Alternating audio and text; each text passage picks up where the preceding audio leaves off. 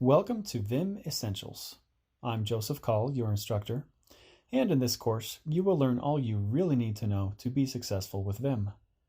Having been a network engineer / heavy Linux user going on 8 years, I've never used any features of Vim besides what this course will teach you, and I use Vim almost every day. You probably don't need to spend hours learning intricacies of Vim that you may never use.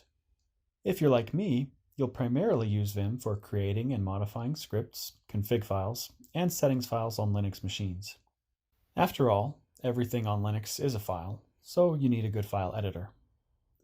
As a bonus, Vim is a component of the CompTIA Linux Plus and Linux Professional Institute LPIC-1 certifications, and I will cover the published material on Vim for those, so you will be prepared if you are pursuing that path.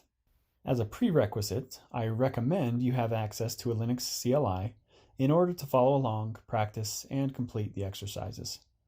It is not required, but it is the most efficient way to learn Vim by practicing as this course guides you through each topic. Personally, I'm using an Ubuntu virtual machine within VirtualBox. This is free and not difficult to set up with some Googling. Other options include using an AWS CC2 instance or a macOS terminal. An additional free alternative would be to use an online Linux emulator, such as this one hosted by Tutorials Point at www.tutorialspoint.com/unix_terminal_online.php. Here you'll use the vi command instead of Vim, but as you can see, it still opens the Vim program. More on that later. For this course, we will first cover our bases with a brief overview of Vim, its modes, and its predecessor VI. We will also introduce you to a helpful Vim cheat sheet and make sure you have Vim installed on your machine so you can follow along if you'd like. We will then immediately dive in by opening a file in Vim and learning how to navigate. Next, we'll get into the nitty-gritty of file editing in Vim, including inserting, deleting, and modifying text efficiently.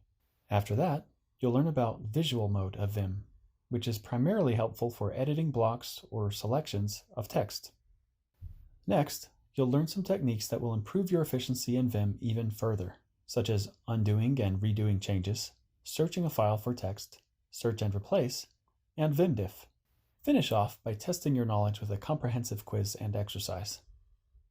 Throughout the course, quizzes and exercises will follow each section to help you commit to memory the material, so you'll be ready to use your new skills right away.